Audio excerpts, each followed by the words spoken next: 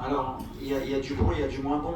Voilà, le rendez-vous tous les 2 ans, ça permettait à beaucoup d'équipes de progresser, de grandir, de pouvoir se refaire rapidement s'il y avait un échec à la CAN, et on est très bien placé pour le savoir. Voilà, si on loupe une CAN, il faut attendre 4 ans après pour essayer d'en gagner une.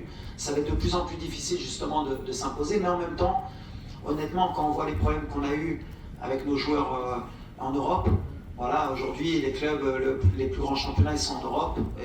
Les meilleurs joueurs africains jouent en Europe. Il y a des intérêts. Et beaucoup de joueurs africains qui sont sous-cotés dans les clubs parce qu'ils jouent cette CAN tous les 2 ans, ça ne leur permet pas des fois de passer un cap et c'est dommageable pour eux. Alors peut-être qu'il y aura un mal pour un bien, peut-être le fait que les clubs européens sachent qu'un Africain joue que tous les 4 ans la CAN, peut-être qu'ils mettront l'argent que méritent ces joueurs et peut-être qu'ils feront plus confiance à ces joueurs parce qu'ils sauront qu'ils les perdent moins pendant la CAN. Mais voilà, moi je suis d'avis que le football est en train de changer. Je ne suis pas forcément avec ce football-là, mais il faut s'adapter comme avec ces joueurs et cette nouvelle mentalité. L'Afrique, je pense qu'elle progresse aussi.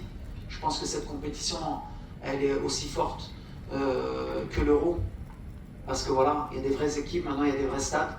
L'Afrique va encore plus grandir, on verra à la prochaine Coupe du Monde. Et dans les 15-20 ans, cette CAN, ça va être une compétition qui va être très suivie et qui va être vraiment compétitive parce qu'il y a des jeunes joueurs de très haut niveau qui arrivent. Et donc la CAN, forcément, tous les 4 ans, ce sera un vrai rendez-vous que personne ne voudra rater. Voilà, il y a des intérêts partout. Moi, mon intérêt, c'est de voir le football